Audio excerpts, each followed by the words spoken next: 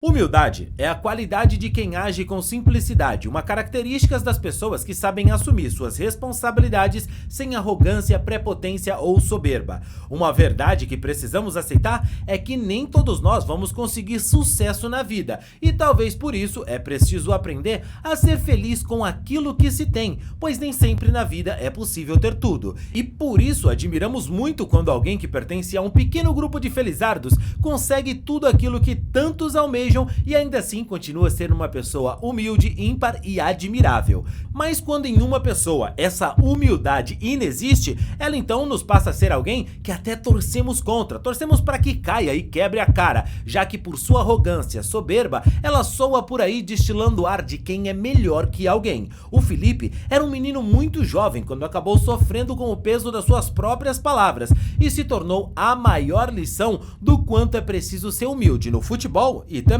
na vida. Depois de soltar uma frase recheada de arrogância e soberba, o jogador viu tudo desabar na sua carreira e ele acabou pagando pela sua língua. Mas você sabe do que eu tô falando? Sabe o que foi que aconteceu com o goleiro? Fica tranquilo que eu vou te contar no vídeo de hoje. Mas antes, se você ainda não é um inscrito aqui no canal, se inscreve agora mesmo para apoiar o nosso trabalho e assim você recebe mais vídeos como esse, beleza? Lembrando que no final de semana tem Campeonato Brasileiro e o Santos fora de casa vai enfrentar o Cuiabá. Qual é o seu palpite? Você acha que o Santos vai conseguir se reencontrar agora de treinador novo? Faz o seguinte, não me dá o seu palpite aqui. Corre lá na PagBet, deixa lá o seu palpite, porque a PagBet é o melhor lugar para você fazer o seu palpite esportivo. Lembrando que lá na PagBet, qualquer dúvida que você tenha, os caras têm suporte online e humanizado 24 horas para te atender. Na PagBet você tem ótimas cotações para fazer ali os seus palpites esportivos e você pode começar a partir de R$1 a fazer os seus palpites, cara. Então não dá bobeira. Você quer dar o seu palpite certo? É lá na PagBet. Lá não tem conversa fiada. Acertou? Tá pago, meu amigo. Então corre lá agora, já faz o seu cadastro, o link tá aqui ó, no primeiro comentário fixado, não tem complicação,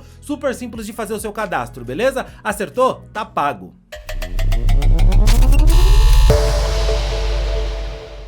Em 2016, depois de uma temporada espetacular, o Felipe se sagrava campeão da Série B do Campeonato Brasileiro com o Atlético Goianiense. Era um grande episódio de superação e ali, depois de uma temporada muito complicada, ele conseguiu voltar a sorrir no futebol. O futebol fez Felipe provar o mais difícil da vida, mas muito por sua responsabilidade. Isso porque o Felipe não entendia bem o que era ser humilde no começo da sua carreira, mas depois desse episódio, ele começou a entender muito melhor o que significava o karma da vida. Humildade no dicionário significa uma virtude caracterizada pela consciência das próprias limitações, modéstia, simplicidade. Mas eu não tô aqui para te dar uma aula de humildade, e sim para te contar o caso do goleiro Felipe, que jogou no Santos com Robinho, Neymar, Ganso e que achou que era maior que um torcedor do time, e a vida apresentou a ele a lei do karma mais rápido do que você pode imaginar. Felipe Garcia dos Prazeres, mais conhecido como Felipe, nasceu em São Vicente em 10 de janeiro de 1988.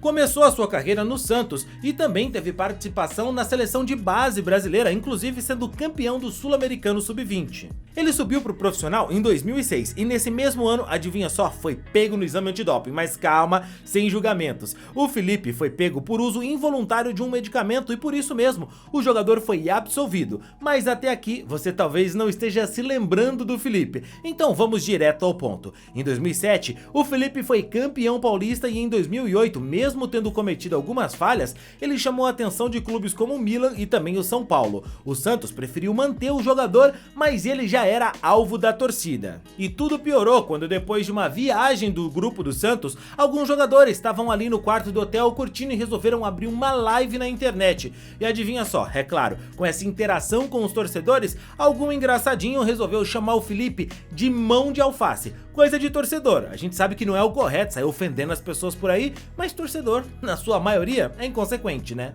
Quem não podia ter sido inconsequente era justamente Felipe, que, instruído por alguém ali, acabou respondendo o torcedor da seguinte maneira: o que eu gasto com o meu cachorro de ração é o seu salário por mês. Aqui ele pegou mal demais, faltou humildade e talvez ele nem tivesse dimensão do que ele estava fazendo naquele momento. Ele achou que era mais que o torcedor e se esqueceu que justamente é da paixão do torcedor, que em sua maioria também são assalariados, é que vinha o seu salário. A declaração declaração pegou muito mal e ele já era conhecido por ser mão de alface. Essa declaração só piorou a moral dele na torcida. No dia seguinte ele chegou a se desculpar, ficou assustadíssimo com a repercussão que o caso havia dado. Não conseguiu mais espaço no Santos, rodou por empréstimo por diversos clubes sem conseguir se firmar em nenhum deles. Sempre que saía ele tinha medo de ser hostilizado ao lembrarem daquela sua declaração. O contrato do jogador com o Santos chegou ao fim e ele não renovou e também não recebeu novas propostas.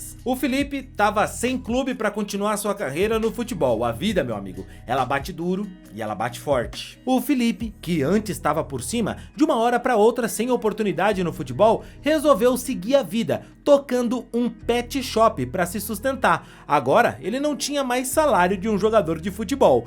Curiosamente, o salário do Felipe passou a ser exatamente o que as pessoas gastavam com os seus cachorros, e aposto que essas pessoas eram torcedores. Esse mundão de meu Deus não gira, ele capota. Felipe, no entanto, é importante lembrar, não cometeu nenhum crime. Ele cometeu um erro, palavras mal colocadas de alguém que não pensou direito e era bem novo. É claro que parece que a vida achou que ele poderia ter uma nova chance. A gente traz o caso pra vocês simplesmente pela ironia e como uma lição de vida, mas não é nada para condenar o cara nem hostilizar ele na rua. E como a vida, apesar de ser dura, ela dá oportunidades, resolveu aplicar a Felipe um teste de humildade. O Felipe aceitou jogar o campeonato goianiense pelo Anápolis, recebendo apenas uma ajuda de custo. O Felipe conta que a maioria dos jogadores passa por dificuldade quando é jovem, que ficam em alojamentos recebendo ajuda de custo, e que ele não havia passado por nada disso, já que a família dele era de Santos, ele nunca passou essas dificuldades,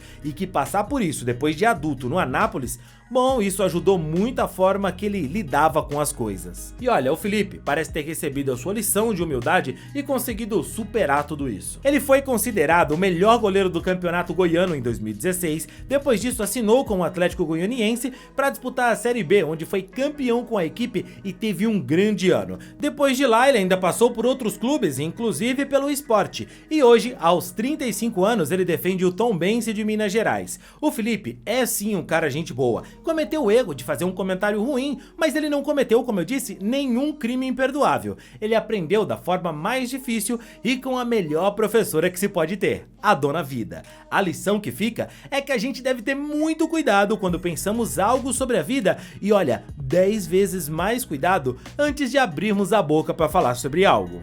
Mas eu quero saber a sua opinião, o que é que você pensa sobre tudo isso? Deixa aqui nos comentários, mas olha, cuidado com o que você vai falar, hein? E outra coisa, rapaziada, você se lembra do Zeca? Pois é, ele que deixou o Santos, né? De uma forma aí que a torcida não achou muito legal. Você viu tudo que ele enfrentou na vida? Pois é, cara, bem complicado. A gente fez um vídeo aqui pra falar sobre isso. Se liga num trechinho e depois clica no card que vai aparecer pra você conferir melhor essa história. Tenho fortes razões para acreditar que o futebol morreu há algum tempo, que o futebol estava doente, sobrevivendo por aparelhos, isso a gente realmente já sabia, mas minha suspeita ao terminar esse texto é de que o futebol realmente morreu. Eu fico imaginando se no dia 14 de abril de 1912, quando foi fundado o Santos Futebol Clube, se os seus idealizadores imaginavam a proporção que essa gigantesca instituição alcançaria. Hoje eu vou te contar a história de um jogador que saiu do Santos como ingrato, esculhambado, ameaçado e até agredido pela torcida, e que muitos torcedores acham